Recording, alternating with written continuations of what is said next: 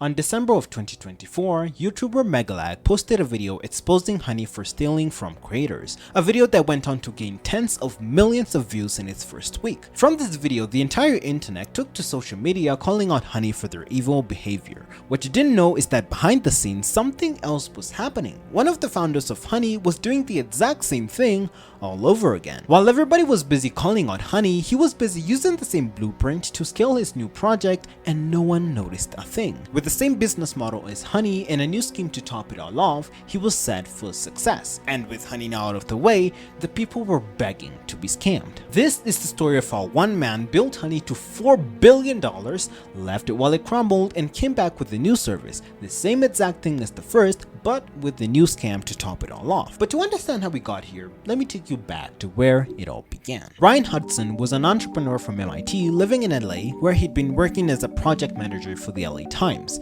Money was tight for him. He'd recently caught up a bunch of his utility providers to just cut $200 from his bills.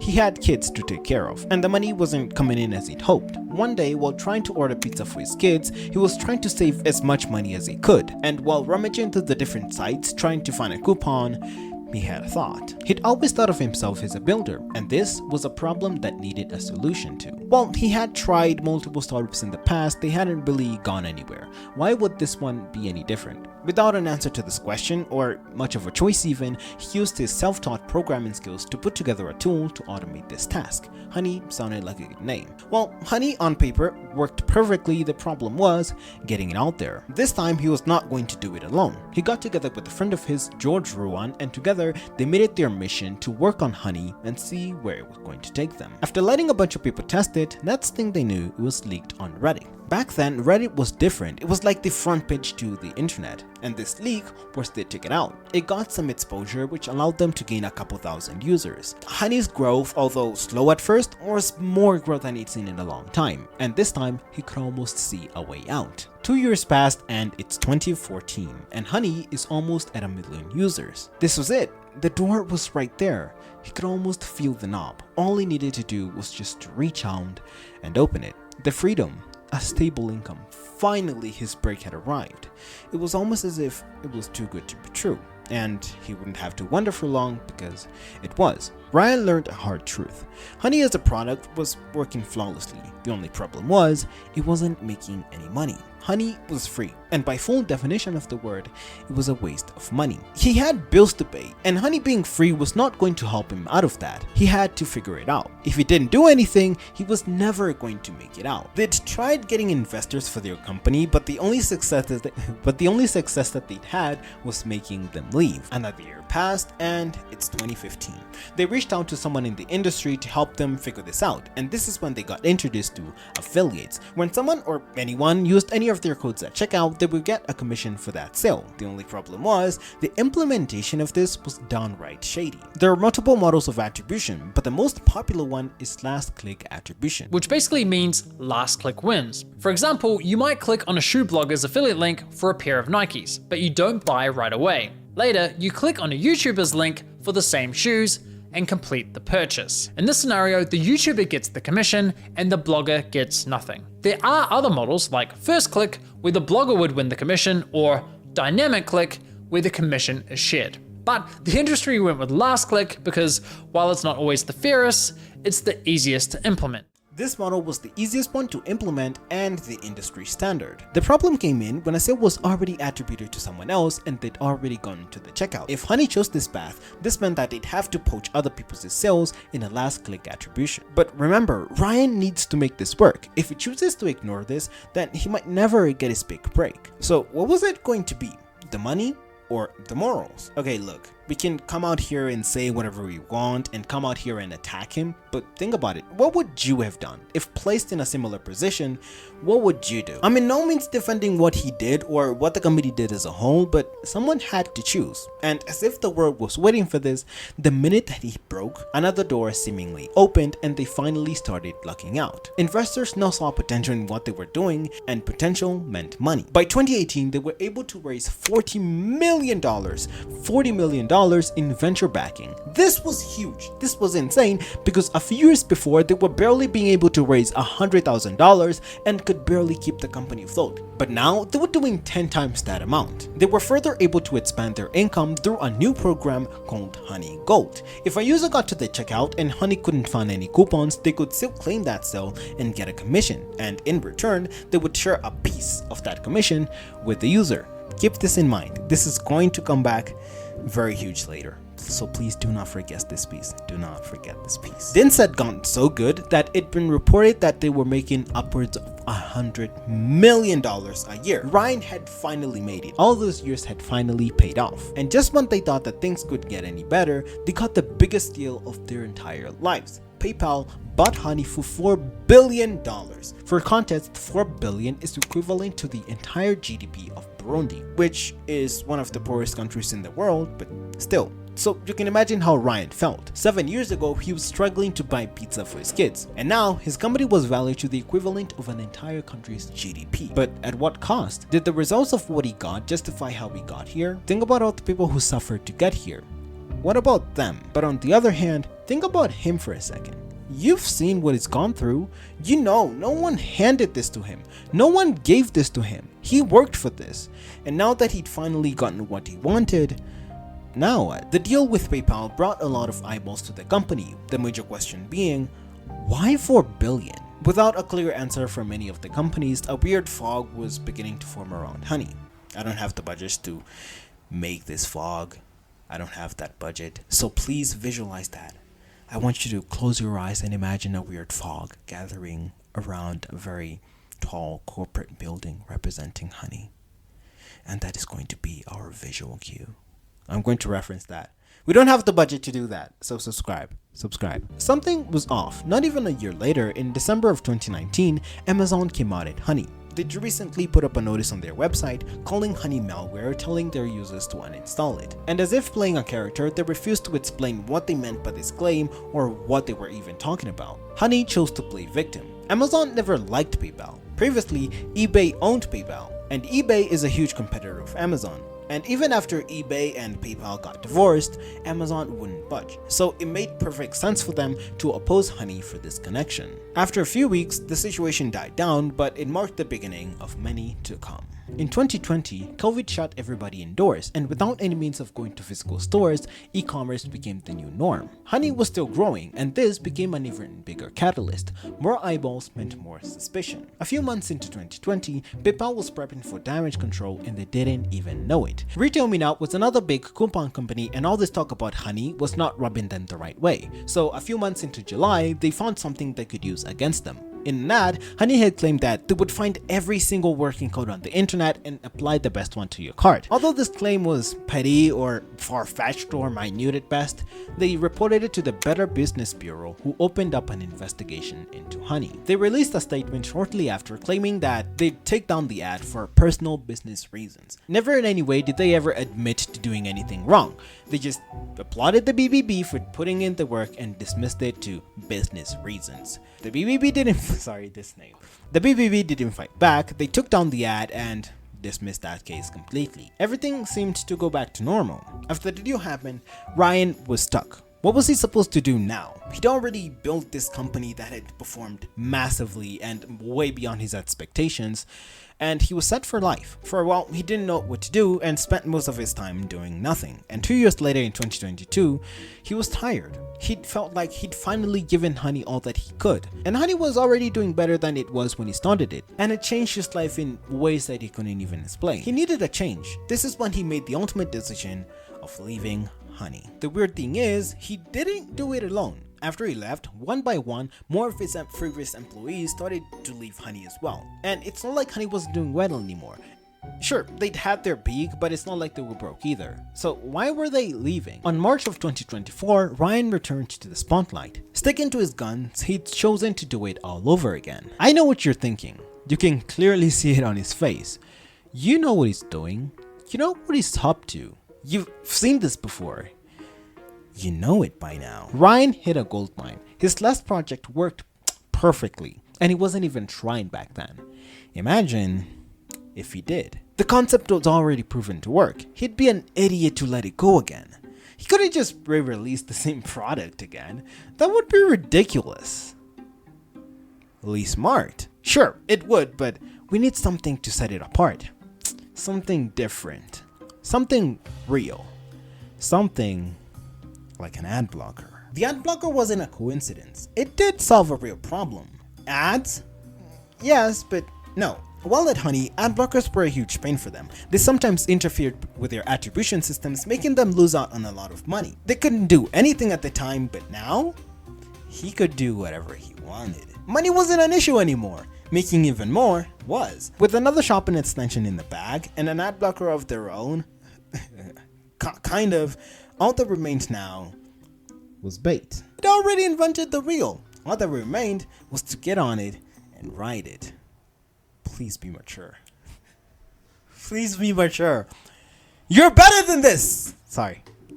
From the heavy YouTube advertising from both creators and Google Ads, they quickly skyrocketed to 1 million users. I find it kind of funny that YouTube still shows ads about ad blockers for YouTube on their own platform.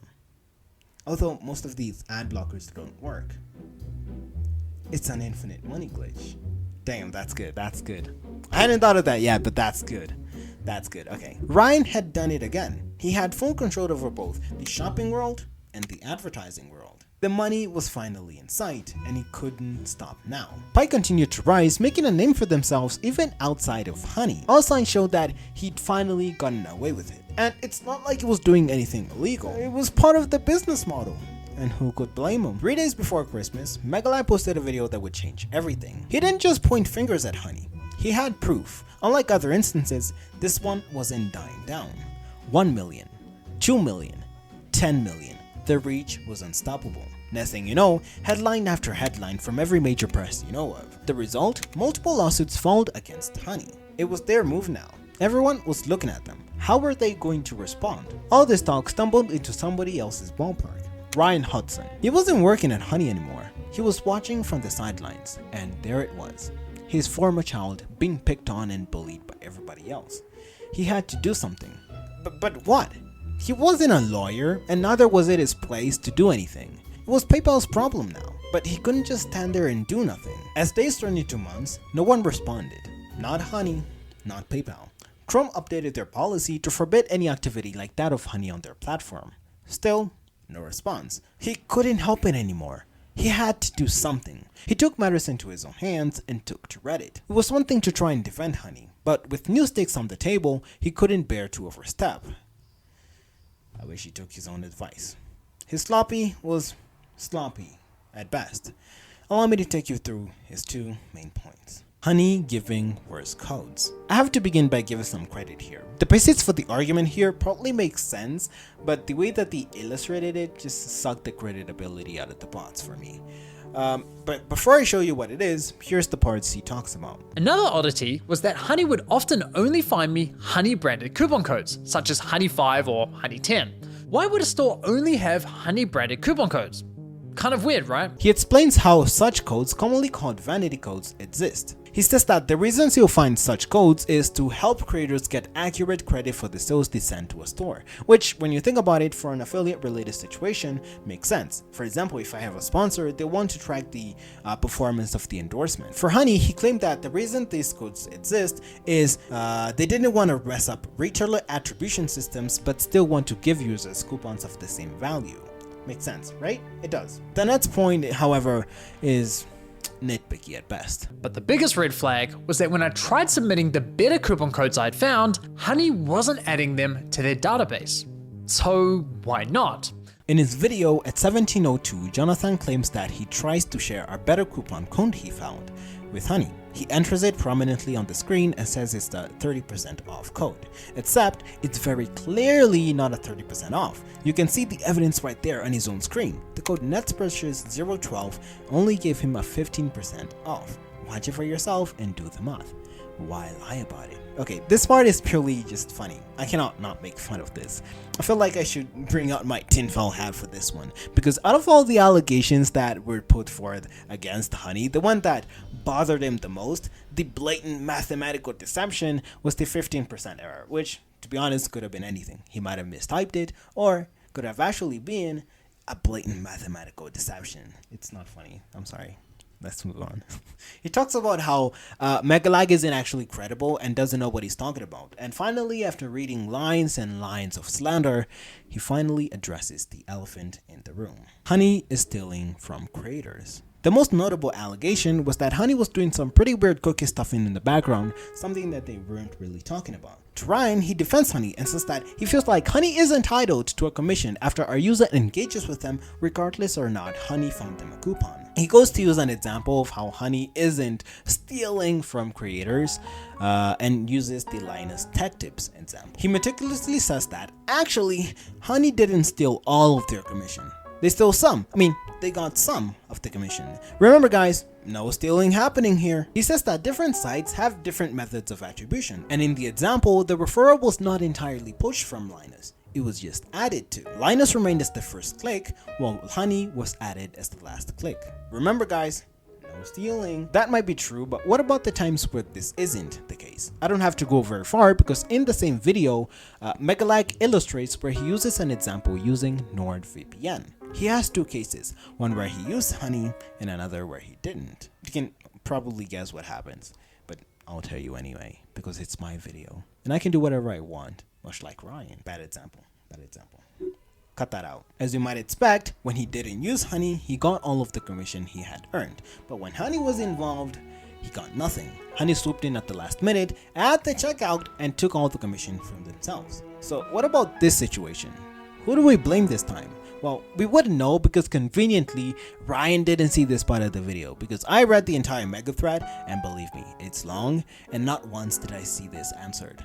I'm also not going to talk about every other thing that he talks about in the mega thread. As I mentioned, it's long. It goes on forever. I tried. I read through all of it. But long story short, not too many answers are there. Something that Ryan was using to his defense a lot was that, hey guys, I don't work at Honey anymore. Trust me. I don't know what's going on in there. I don't know what's going on. I'm just like you guys. As soon as PayPal came in, I walked out the door. So I knew that I had to find something. Some case where Ryan couldn't have time on his side. So I kept reading. I got into work. I read paper after paper, article after article. And yet again, when all my hope was seemingly lost and I was reading yet another article that had seemingly nothing to offer, I remembered something. Megalag wasn't the first one. People only knew about him because his video blew up, but conveniently, someone else had already done something similar. Back in 2020, there was a video addressing the same things that Megalag did, and this time, Ryan couldn't hide behind time. I'd finally found something he couldn't refute. Evidence. It was already April, and the video had over 15 million views and Honey had lost about 3 million users. The post made by Ryan did not get close to that much traction. Maybe that's why you'd never heard of them. A lot of people never heard of them. I didn't. As expected, people followed the trail and found out about it too. And on finding out that it was built by the same people who had built Honey, they couldn't hide anymore. A month later in May, the Chrome policy took effect and Honey was deleted from the web store. Other browsers like Firefox and Edge still have it on offer, but Honey's time was up. What about Pi? Are they doing the same shady things that Honey was? Let's find out. Here's what I know for sure. The ad blocker is a standalone product. It works just fine. Ad blockers are everywhere nowadays. The part where everything starts to get messy and a little bit shady is when we start to involve money. I'll use an example. They have a cashback scheme similar to that of Honey, both for their shopping extension and for the ad blocker. Let me start with that last one. The main claim is that if you see ads from sites that have partnered up with Pi, you'll get a cut of the ad revenue paid by the same site. On paper, that doesn't sound too bad. I would want to make a few bucks, but when you start to extrapolate it in practice, this is where things start to get shady. What Pi is doing here is inserting themselves as a middleman. Let me explain. To be a partner of Pi, I'm guessing that you have to pay them a cut of your ad revenue. If you don't, they block ads on your website and you get nothing. And if you do, they allow ads to run on your site, but you now have to pay them for it. Did you see this? Am I the only one who sees this? And somehow it's not illegal, or at least I couldn't find any evidence that it is. It's just shady. I don't know. I don't know why this pisses me off for some reason, but it's just very weird. And also, I'm guessing that they don't really share that much of the revenue with the users. How do I know this? I'll use the Honey example. As we mentioned before, Honey had a similar cashback scheme, and the returns or the split with the users was like it wasn't even there. For example, in the experiment that Megalag did, in the situation where Honey took all of the commission, they were supposed to share some with their users, right? So from the $34 that they took as the entire commission, the amount that they split with the users as a cashback was 89 cents. Out of the $34, almost 35, out of the $35, 89 cents. That's less than 1%. So really, it's like it's not even there. You're not gonna become a millionaire from this. You're not going to be able to turn this into a side hustle or become a millionaire off of this. They're already hustling you. So if any lawyers are watching, can you guys tell me if this is just, maybe it's just me. Is this illegal or is it just shady? What is this? What's going on here? I wouldn't call it entirely a scam because like part of their product does work, kinda, genuinely, but Honey was scummy. Honey was scummy, and I'd put Pie in the same bucket too. And because like in this video we focus on Ryan a lot, I feel like as the journey progressed, the line between ethical and unethical got blurry. The money got to his head and he might have lost himself along the way. But I don't think like stepping on other people on your way to the top should be how we tell your story. I don't think that's how you should get your victory. I know it might be hard now, but think about other people too. Like, for example, Ryan, we've seen both sides of the coin for him. He wasn't handed any of this. None of this was given to him. But after he made it, he had something that he didn't have before. A choice. And I think that's all that I have to say. So yeah, subscribe and I'll see you guys in the next one. Peace.